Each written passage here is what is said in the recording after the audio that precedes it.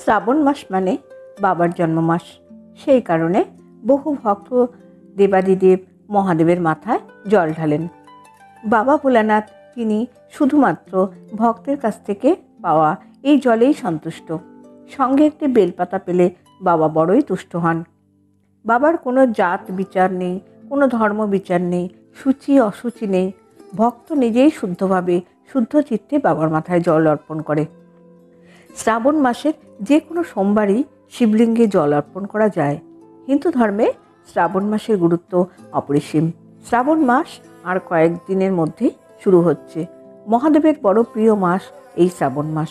মনে করা হয় শ্রাবণের সোমবার ব্রহ্ম মুহূর্তে উঠে স্নান করে শিব পুজো করা খুবই শুভ।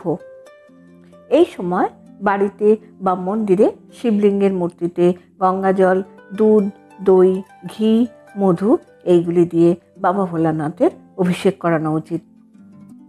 অনেকেই ফলাহার করে শ্রাবণের সোমবার বাবার পূজা করে সোমবার ব্রত পালন করে থাকেন। এই মাসে শিবের পুজোর আগে ত্রিশূল, পারদ শিবলিঙ্গ, রুদ্রাক্ষ ইত্যাদি ঘরে আনতে পারেন। এছাড়াও শ্রাবণের শিব পুজোর আগে ঘরে গঙ্গাজল অবশ্যই আনবেন। এছাড়া যারা সোমবারের উপবাস করে ব্রত পালন করেন তারা মহেশ্বরের সম্পূর্ণ আশীর্বাদ লাভ করেন। এই সোমবার ব্রত 16টি সোমবার পালন করতে হয়, একটিও বাদ দেওয়া যায় না। প্রথমে ভস্য বাবা ভোলানাথকে মাখিয়ে তারপর পঞ্চামৃত দিয়ে বাবাকে স্নান করাতে হয়। এরপর স্নানের জলে সিদ্ধি দিয়ে পরিষ্কার করাতে হয়। এই দিন 11টি বা 21টি নিখুঁত বেলপাতা বাবার মাথায় দিতে হয়। বাবার মাথায় বেল, শশা বা কলা ইত্যাদি ফল অর্পণ করা উচিত। শ্বেত চন্দন ঘষে পূজায় ব্যবহার করতে হবে। ঘিয়ের প্রদীপ দিয়ে আরতি করতে হয় এবং সেই সঙ্গে কর্পূর। হিন্দু ধর্ম অনুযায়ী শ্রাবণ মাসে শিব রুদ্ররূপে সৃষ্টি সঞ্চালন করেন।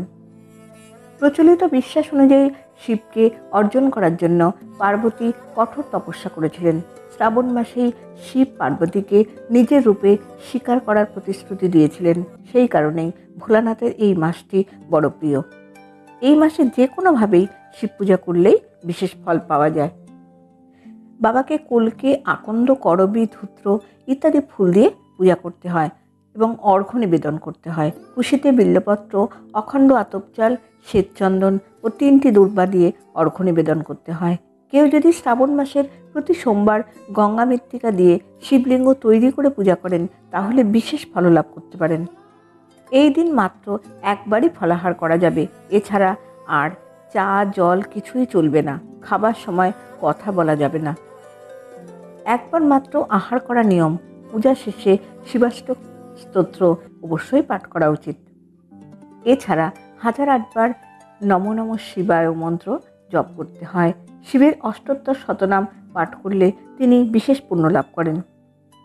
সকল কাজে সফলতা আসবে, আর্থিক উন্নতি হবে এবং ঋণ মুক্তি ঘটবে। যে কোনো কঠিন কামনা পূরণ হয় এই সোমবার ব্রত পালনে।